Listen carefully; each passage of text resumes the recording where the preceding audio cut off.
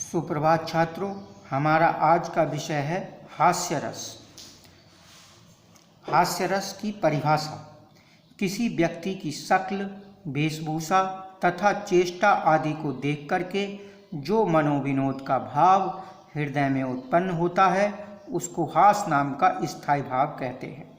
यह हास नाम का स्थायी भाव जब विभाव, अनुभाव तथा संचारी भाव के सहयोग से परिपक्व होकर चरमोत्कर्ष पर पहुंच जाता है तो उसे हास्य रस कहते हैं। ये हास्य रस की परिभाषा है। मतलब जब हम किसी व्यक्ति की अजीब सी शक्ल देखते हैं, उसकी अजीब से पहनावे को देखते हैं या किसी व्यक्ति की अजीब सी चेष्टाओं को देखते हैं, उन चेष्टाएं मतलब क्रियाएं, एक्टिविटीज़, उनको देखते हैं तो उनको देख करके हमारे मन में एक विनोद का भाव, आनंद का भाव या हंसी का भाव हृदय में उत्पन्न हो जाता है या हृदय में जागृत हो जाता है। उसको हम हास नाम का स्थायी भाव कहते हैं।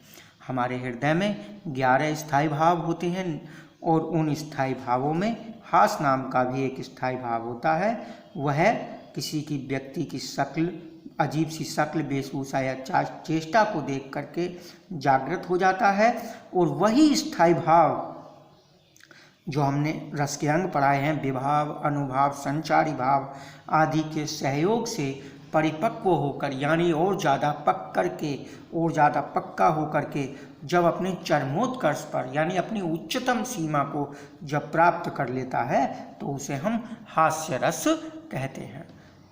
उदाहरण देखिए इसमें। ये उदाहरण है, विंध्य के वासी उदासी तपोव्रतधारी महाबिनु नारी दुखारे, गौतम तियतरि तुलसी सो कथा सुनबे मुनि वृंद सुखारे, हवै है शिला सब चंद्रमुखी पद मंजुल कुंज तिहारे, किनी भली रघुनायक जूं करुणा करि कानन को पगुधारे। ये जो पंक्तियां हैं, इन पंक्तियों में उस समय का वर्णन है जब रामचंद्र जी पहली बार विंध्याचल पर्वत पर सुग्रीव से मिलने के लिए जा रहे हैं। उनकी आने की खबर को सुन करके जो वहाँ के महामुनि, जो तप करने वाले महामुनि जो वानर हैं, जो विंध्याचल पर्वत पर रहते हैं और वो जो स्त्रियों के साथ नहीं रहते और जो स्त्रियों के ना होने से दुखी रहते हैं, वह क्या करते हैं, उन मुनियों ने ये कथा सुनी है, मुनियों के समूह से ये कथा सुनी है कि रामचंद्र जी ने गौतम की स्त्री, ऋषि गौतम की स्त्री अहिल्या को, जो एक पत्थर के रूप में थी, उसको स्त्री बना दिया था। अपने चरणों से स्पर्श करके रामचंद्र जी ने गौतम ऋषि की पत्नी अहिल्या को पत्थर से फिर स्त्री बना दिया था। जो एक शाप के कारण पत्थर हो गई थी, उसे उन्होंने फिर से स्त्री बना दिया था।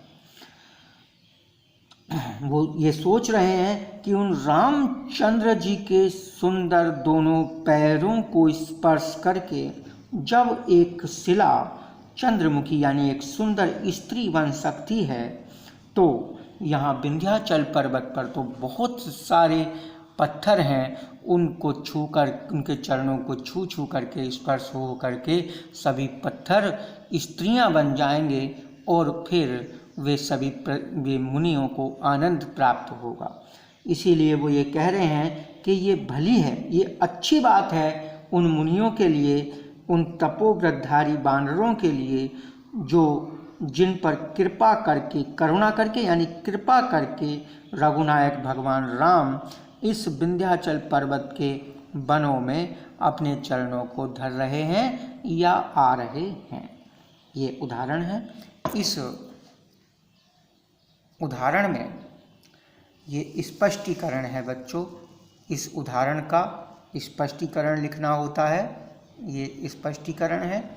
क्या स्पष्टीकरण है? देखिए, स्थायी भाव इसमें हास नाम का स्थायी भाव है, यानी कि इन सभी पंक्तियों को पढ़ कर के जब एक पाठक पढ़ता है और उसको पढ़ कर के उसके मन में प्रसन्नता का भाव जागृत हो जाता है, प्रसन्न हो जाता है, हंसी का भाव जागृत हो जाता है, वह भाव स्थायी भाव हास है। दूसरा जो अंग होता है वो विभाव होता है। विभाव हमने आपको बताया था 2 तरह के होते हैं, आलंबन और उद्दीपन। आलंबन भी हमने 2 तरह के बताए थे, विषय और आश्रय। विषय आलंबन में भी विषय है विंध्य के वासी। विषय कौन सा होता है? विषय वो होता है जिसको पढ़ करके या जिसको देख करके हंसी का भाव उत्पन्न हो। यहाँ पर हंसी का भाव आश्रय पाठक के मन में उत्पन्न हो रहा है। पाठक आश्रय कौन होता है? जिसके मन में स्थायी भाव जागृत होता है। यहाँ इन पंक्तियों को पढ़ करके उन मुनियों के बारे में जो आनंदित हो रहे हैं उनके बारे में पढ़ करके विंध्य के वासी, विंध्याचल पर्वत पर रहने वाले उन वानरों के बारे में पढ़ करके आश्रय यानी पाठक के मन में हंसी का भाव उत्पन्न हो रहा है। इसीलिए ये विंध्य के वासी या विंध्याचल पर्वत के जो निवासी बंदर हैं वह विषय हैं और आश्रय पाठक है, क्योंकि पाठक के मन में ये रस, हास रस उत्पन्न हो रहा है। उद्दीपन क्या है? गौतम की स्त्री का उद्धार। ये ऋषि गौतम की स्त्री का जो उद्धार किया था श्री राम ने, गौतम ऋषि की पत्नी थी अहिल्या, उनका उद्धार कर दिया श्री राम ने। एक सांप के कारण जो पत्थर बन गई थीं उनको अपने चरणों से छू करके उन्हें फिर से स्त्री बनाया था।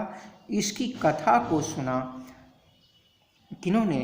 मुनि वृंद ने, मतलब विंध्य के निवासियों ने, वानरों ने इस कथा को सुना और इसको सुन करके उनके मन में और ज़्यादा आनंद की उत्पत्ति हुई, इसीलिए ये उद्दीपन है। अनुभाव मुनियों को कथा आदि सुनाना, मुनियों को कथा आदि सुनाना। ये जो कथा सुनाई है ये अनुभाव है।